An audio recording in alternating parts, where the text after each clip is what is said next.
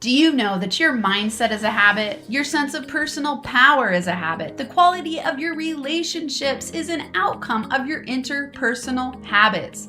Your net worth is based on your money habits. Your business success is built on your entrepreneurial habits. Your ability to create everything you desire is directly related to your habits. So I'm glad you're here right now listening to the Max Potential Habits podcast. I'm your host, Dr. Amanda Barrientes, the founder of NFA Coaching, and every week I'll bring you tips, tools, and inspirational interviews that will help you learn how to cultivate strategic habits that will set you up to be a NFA habits master so you can create the life and business of your dreams on your terms. Now let's get to it. Hello, everyone. Welcome back or welcome for the first time to the Max Potential Habits podcast. I am smiling so big today because we have on an incredible guest. I just had the privilege and honor of getting to do a podcast for his podcast, which is called the Thrive Tribe Podcast. Check it out. It's awesome. And we had a really great conversation getting to know each other. We met on Instagram, and this is Charles Clark. He is the founder of Charles Clark International. He is an international speaker, author, and Thrive coach. He has a really incredible history that you're all going to want to hear, a story of massive transformation, losing his identity, reshaping his identity, and really teaching other people how to thrive. He has a ton of great content. You're going to love this episode, so make sure you stick around for the whole thing because there are gems of wisdom sprinkled all throughout. So let's welcome Charles on to the show today. Hey, what's up? What's up? Oh man, thank you for having me on your show. You are so welcome. It's an honor for you to be here. I'm psyched for our listeners. They're going to get a lot out of this. So tell us first, I know you have a really incredible history. So tell us about that. Yeah. So, I was a world-class athlete. I've ran track my entire life, 18 plus years dedicated to the game. And to really give you a glimpse of my life, that's all I knew. I was sixth fastest man in the world, and I ran at FSU, was a couple of time national champions. And my senior year, I tore my quad completely. And the doctors, they told me, well, Charles, you will never be able to run as fast as you did. You completely torn your quad muscle.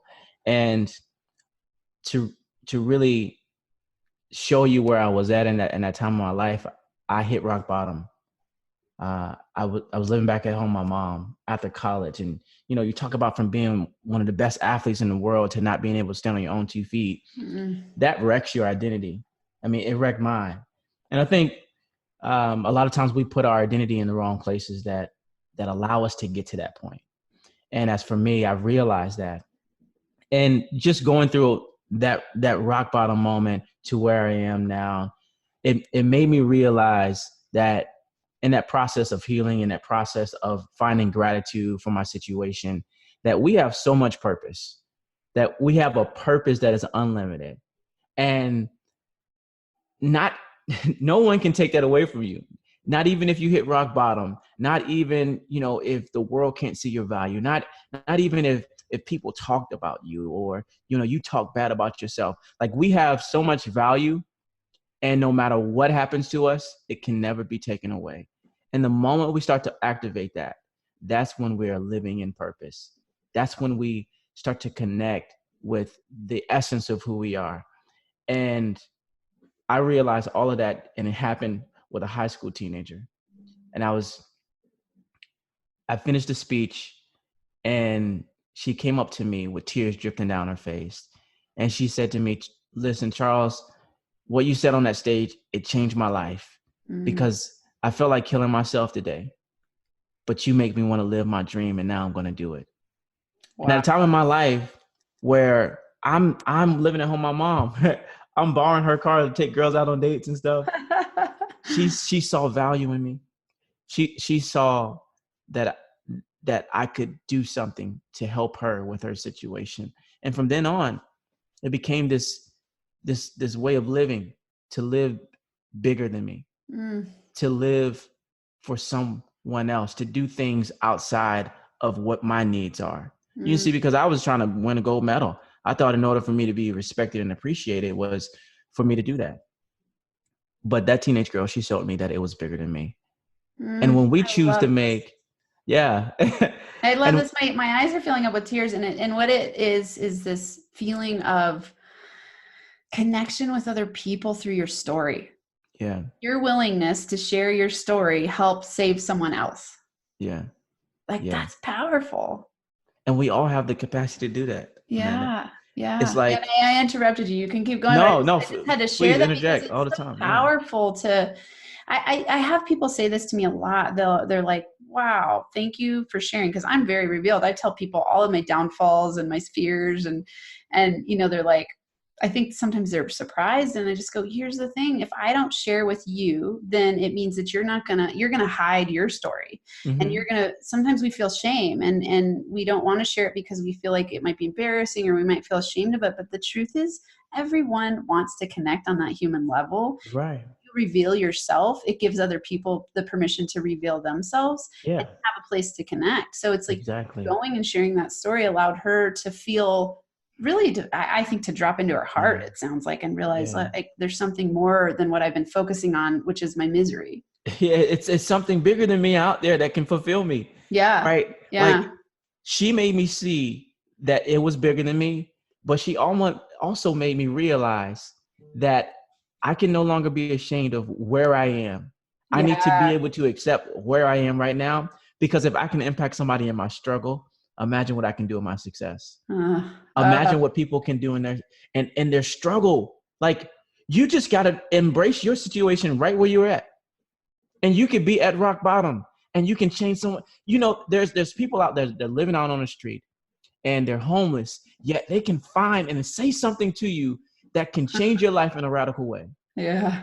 And most people, they're living life deactivated. They're living life like this is the end. But if a bum on the street could change someone's life, what can you do? And we got to live in a way where we choose to make other people first and making ourselves second, because in reality, we're still going to win. I love this. It's interesting because one of my pillars is personal power, like you and I talked about on your show. And in that personal power, it's accessing your gifts to serve the world. And so it's this integration and intersection of, I think sometimes people get freaked out by thinking, oh, it's, if I overly focus on myself, I'm selfish. But the truth is, when you focus on empowering yourself, it gives you the expansive quality of being able to make an impact in other people's lives, because it's actually really narcissistic to be wallowing in your misery because you're hyper focused on yourself in a really selfish way. Yeah. Ego. You're only focused on your own misery instead of thinking about how you can serve other people. And when you shift it to going, how can I serve other people? That's when you create value in the world, and it shifts your whole reality at the same time. Influence. Yeah. Yeah, that's so amazing. Okay, so I want to go a little deeper here. So when you were in that moment, I'm reading a little bit in your bio about, when you're in that moment, you've slipped into kind of a depressive state. Tell us a little bit about how you felt, because I know I was an athlete. I never did college sports, but I've always been an athlete. And even when I was training for a marathon, I trained all summer, hours and hours into it. And then the week before, I hurt my ankle to the point where I could not run the marathon. And even that alone, that was like so devastating. So I know for athletes, any of you out there who are listening who are athletes, maybe professional athletes or world-class athletes, or even when you've spent a lot of time dedicated to something and then something occurred where it blocked you from being able to make it happen, and that identity shift moment, tell us about that for you, what, how you felt and what you started to do to overcome. Well, here's what I want athletes to know. Professional athletes, high school athletes, middle school athletes. I need you to know that you pursuing a goal, it will never define you. That's what I need you to know. And you can try chasing it all you want. You arrive to that point and it will not fulfill you. But the more you start to look inwardly to find your happiness, the more you can be appreciative of life, of the now, you can move to this abundance. And so like when I think about that time in my life where life wrecked, and I let it wreck because I let this idea of a rival define who I was. Mm-hmm. And the fact that when it was gone, I no longer had worth because I couldn't reach that, right? And so many people live life in that way where they're defined by an arrival point. And that's why I'm telling you, your purpose in life, your self-worth in life will never be defined by a moment. It will be defined by already who you are, who God says you are. And for me, I didn't do that. I was trying to let this arrival point define me. And so I hit rock bottom. That's why Wow. people. Okay. This is so powerful, everyone. I want everyone to stop what you're doing and write these down. This is gems of wisdom. So I'm thinking, so I wrote some down. You said pursuing a goal will never define you. This is very powerful because, and even in my coaching, it's like we talk about goals and we do 90-day planning and all those things. And so there's something about having a framework for seeking and taking action in a direction that you want to pursue.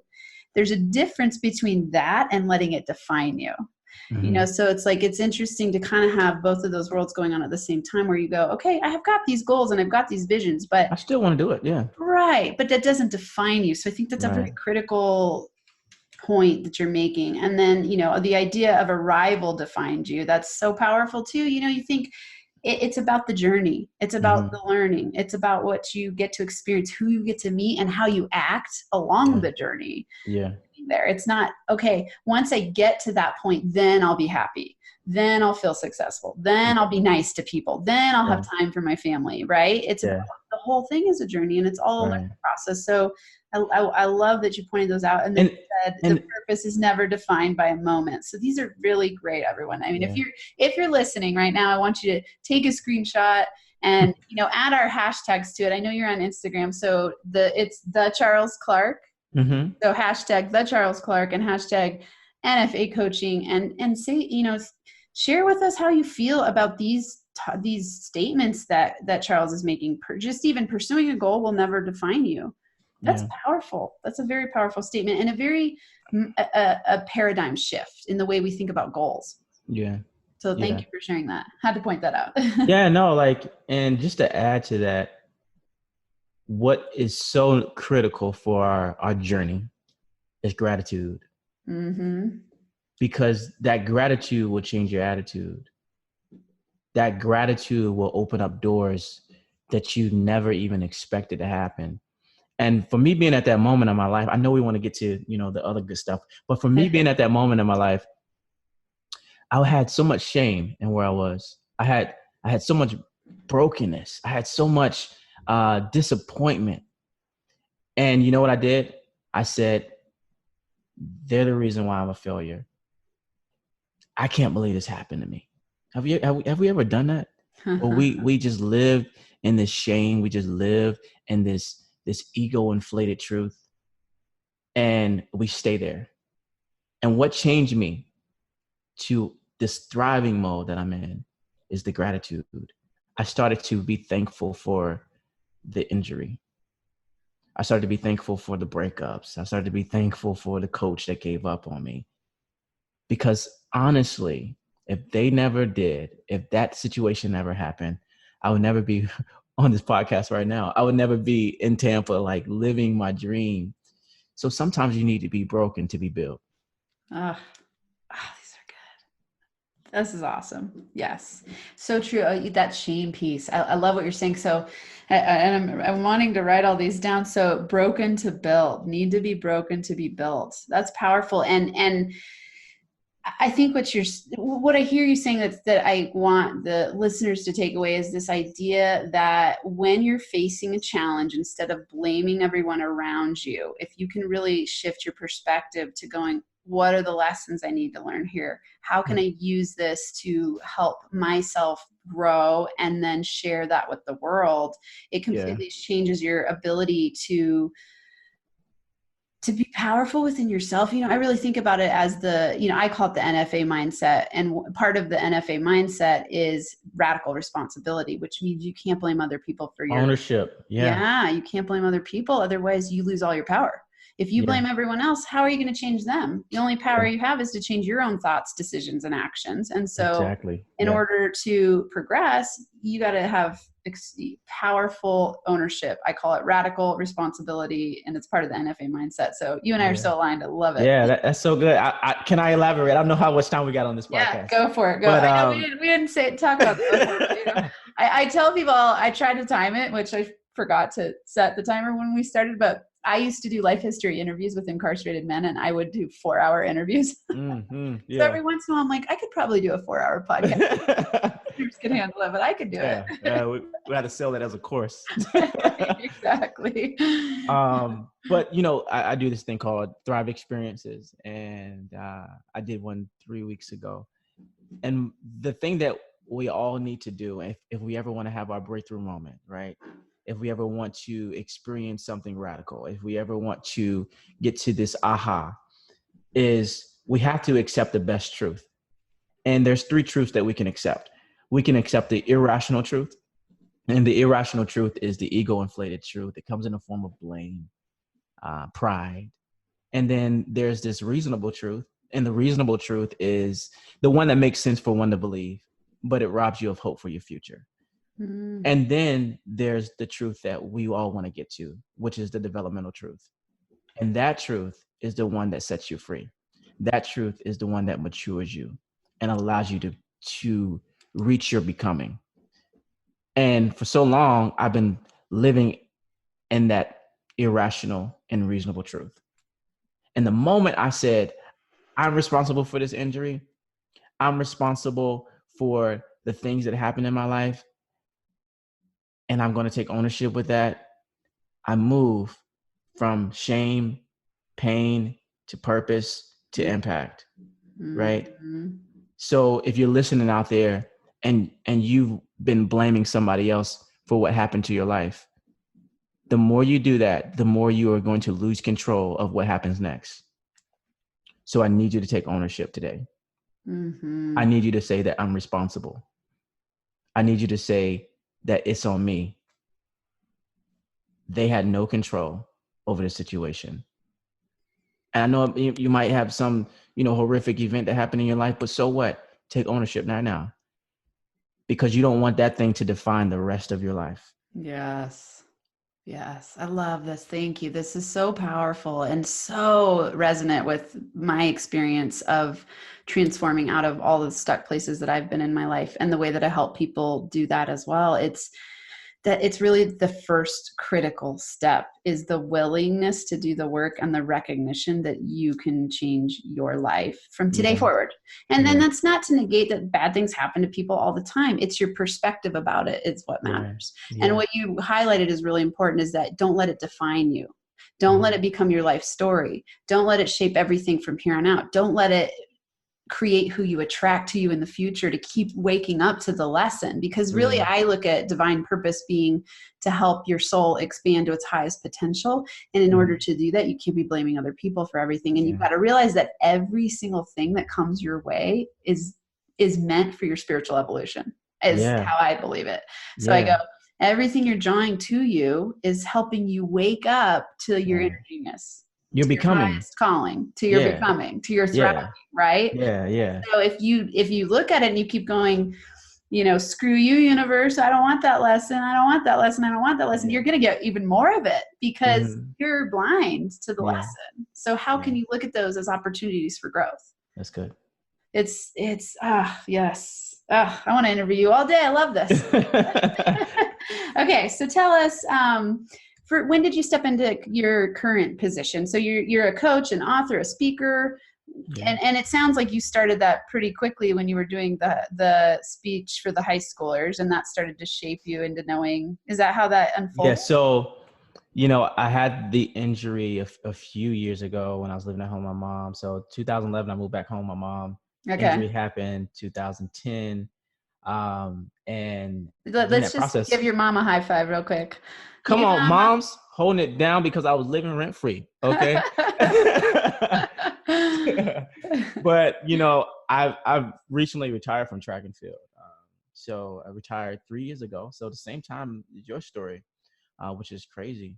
Uh, and been doing this full time and loving every single moment of it.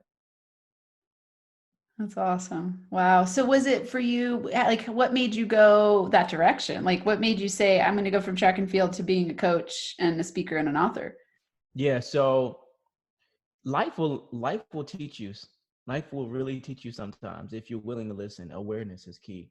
Yeah. And I had to be aware of the life assignment that what I was headed towards next. And so we all have life assignments. Life assignments are that thing that's so original to you that you are the only person who's called to do it. And by Mm-hmm. you honoring that, you step into, it's like the video game. You got to complete a mission to go to the next level, Uh-huh. right? And so I was just completing little missions in my life. So the mission I had in life, for one, was USA track and field athlete. That mission expired. Well, the mission transcended to where I am now, right? And so I need people to understand, just a little nugget here, that sometimes you're called to fail. Sometimes you're called to just experience something so that it can take you to the next moment. So during that transition period of completing that life assignment, I started a nonprofit. That nonprofit impacted over 40,000 students in the span of 3 years in my time at Virginia Beach. And then companies started to ask me to speak.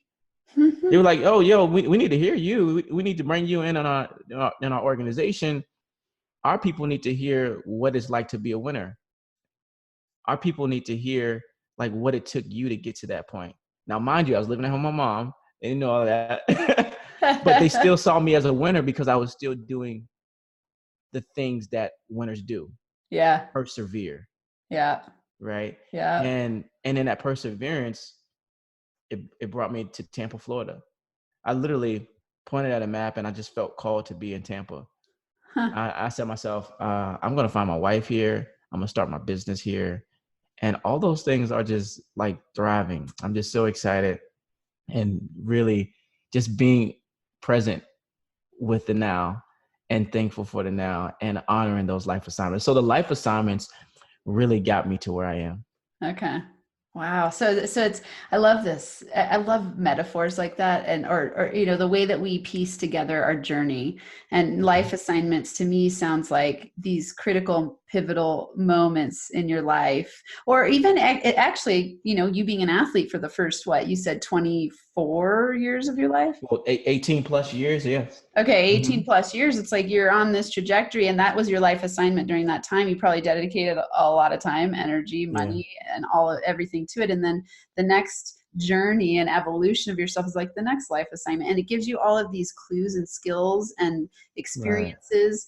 And I have the same thing. I look back at like all of the different things I've done in my life, and I'm like, wow, I was Mm-hmm. perfectly packaged for this Right. that I'm doing Yeah. now. Yeah. You know, And had you not did those things, yeah, you yes. wouldn't be prepared for this moment. No, right? And so whenever I step out of this space of like of not trusting, I call God the grand organized design. So the grand organized design, the intelligence of the universe is this idea that every single thing is happening for my maximum evolution of my spirit.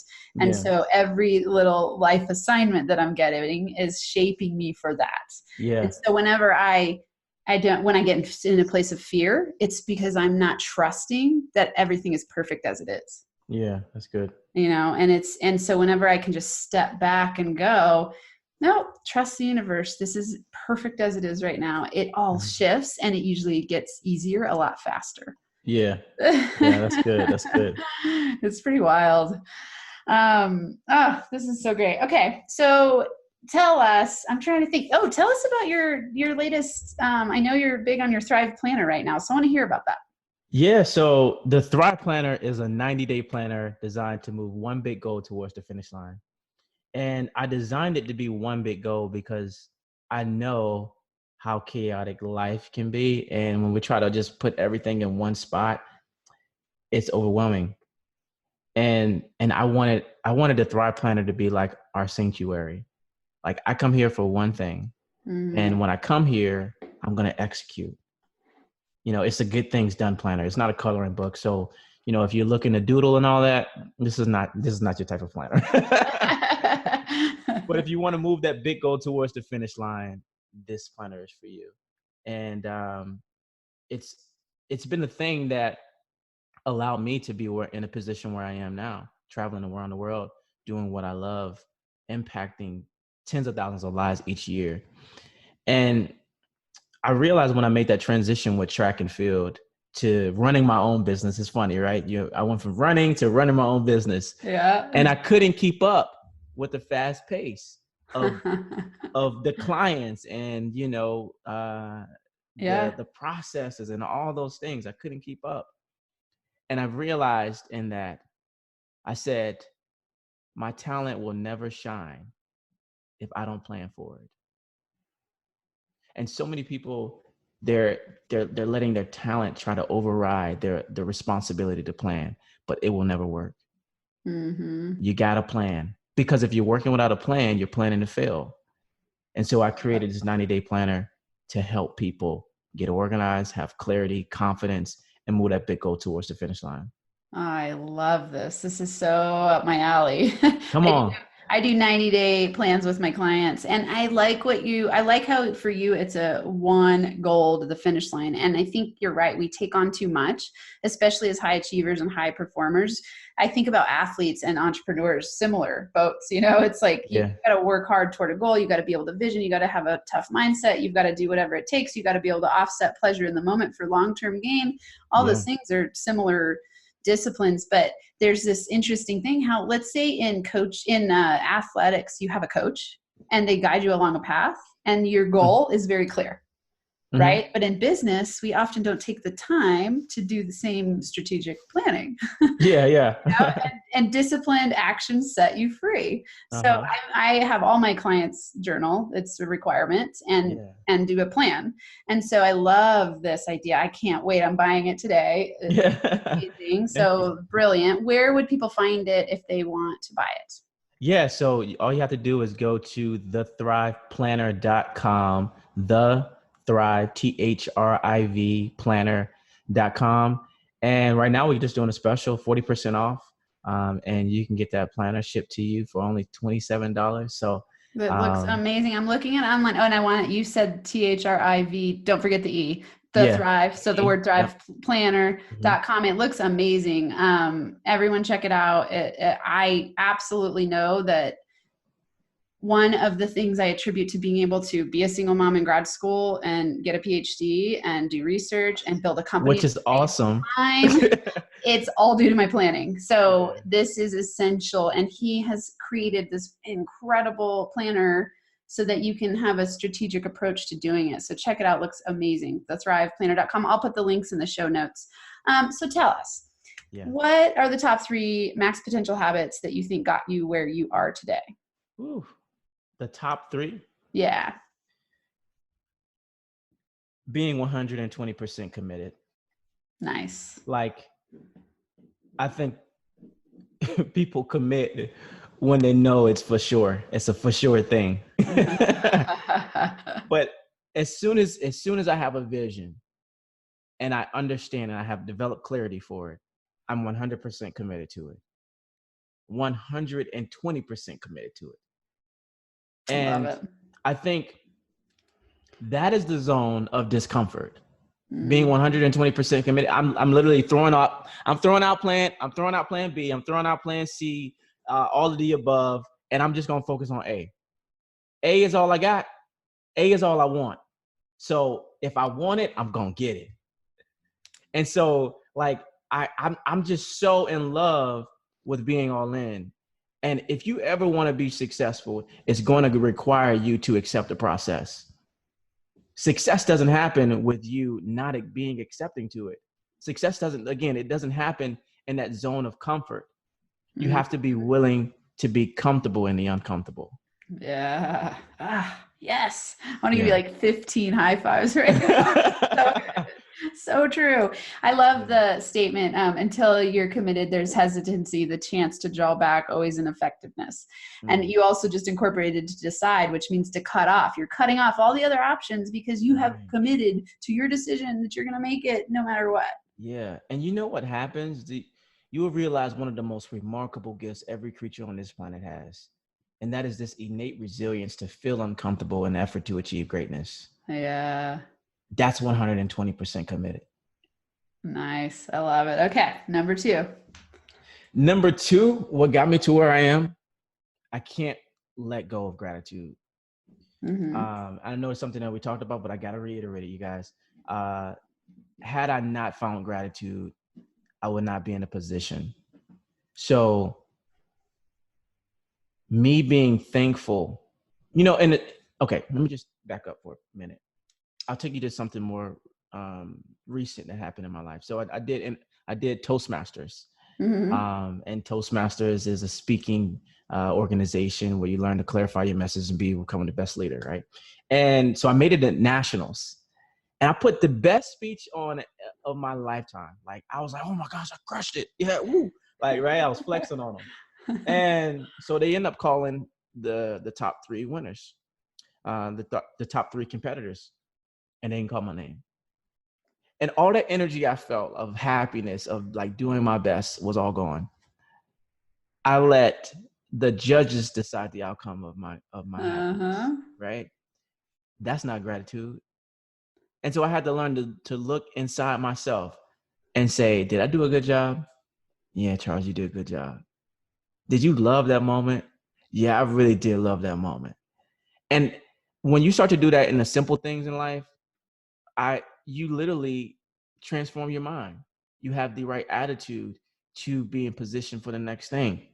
So gratitude simply means thankfulness. It means joy. It means to delight. And you can't have gratitude if you're not thankful for your past, if you're not present in your now, and you're not looking forward to your future.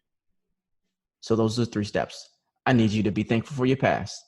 And so I found gratitude in the things that happened to me, right? Present in my now. Oh man, look at the beautiful tree out there.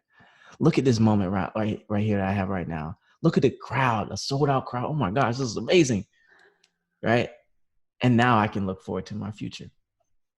Love it. That's awesome. I love that because and gratitude to me is a daily practice as well. And when you get to be grateful, I think one thing I really want to highlight for listeners is I think what people struggle with the most is the gratitude in the past. So being grateful for those experiences you had in the past that we perceive of as being ones that we would wish we could let go of, instead of You're wanting to right. let them go, realizing you're grateful that they got you where you are today. Right. So I love that you focus on that. Okay, that's incredible wisdom that you're passing on to everybody. Thank you. Number three, Yeah. what would you say is number three? The number three thing that I would say got me to where I am now is the vision. Mm, You know, but not just stopping at the vision, but turning it into a attainable goal. And if we fail at staying with the vision and not turning it into an attainable goal, we won't reach it. And so the vision, I look at this as in your head. And a vision in your head is as good as dead. But when you start to write it out, that's awesome. it really activates something in your brain, right? Writing out something, you are more likely to be successful in it, right? So I had to literally all the visions, and honor your little visions, those little things, those little ideas that pop up in your head. Just start to write it out, because you will realize that those little pieces that I got in the shower, on the toilet, when I was in the car, it all came together. It all came together. And had I not honored those little visions I had, I would not create this Thrive Planner. I would not have the business that I have now, right? So for the listeners out there, I need you to write out that vision that you see in your mind. I need you to write out that vision that no one can see, right? And that was the thing that really catapulted me into, you know, being being someone who has a planner, right? Being someone who can travel around the world and gets paid, you know, uh, great money speaking. And I give it all to the vision, and the vision comes from God for me. And I just got to honor him in that gift he gave me. Beautiful. Wow. It has been pure joy to have you on. You know, it's so interesting when every person that I bring on has a different message, of course, because it's designed from their own unique history. And I love that. I appreciate and value and am grateful that people are willing to come on and share their wealth of knowledge with other people for free. You know, Yeah. there's this cool thing, and you and I talked about this a little bit after or pre-show about podcasts and how valuable they are in terms of bringing together a wealth of knowledge and a community to your tribe of people who resonate with your message. And then whoever I get to bring on, I get to learn from you. You get to learn from me. We create this connection, and then other people get to learn and grow, and it's free and it's learning on the go. And it's just like, to me, if people listen to this episode 5 times, you've got a plan to succeed in your life and business. So listen to this, write it down. Thank you so much for being here. Thank you so much. So I didn't ask, I just want to make sure. So people have access to your Thrive map. Are there other ways that you would want people to connect with you? Your Thrive planner. I call it the Thrive map, the Thrive planner. I am mapping my way out to it. There we go. That's right. I have a Thrive roadmap. That's so funny. You and I have so many similar. Cool. Looking for more collaboration. So that's right. You guys can find me on Instagram, the Charles Clark, and I'll be more than happy to connect with you. Feel free to slide in my DM, ask me some questions. I love to turn those questions into videos and be able to be helpful to help you thrive.